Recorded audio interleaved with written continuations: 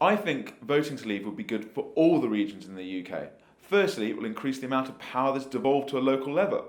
Too often, decisions that affect our lives, whether it be from the power of our toaster to the shape of our bananas, to the labelling that must be on goods when we go into a restaurant, they are decided from Brussels. And too often those decisions harm local businesses in particular.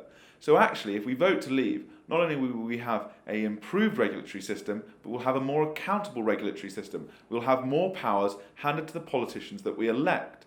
At the moment, we have a lot of power put in the hands of politicians in Brussels.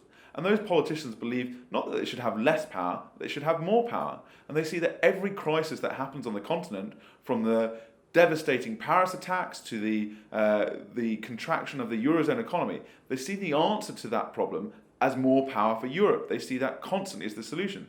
They are effectively a hammer which sees every problem as a nail. And that means that power is being taken away from the people that we can hold to account. That sometimes means that the people who we hold to account find it very easy to blame Brussels rules when in fact it's sometimes the decisions they are making. I know that one of the big issues for regions is about regional funding.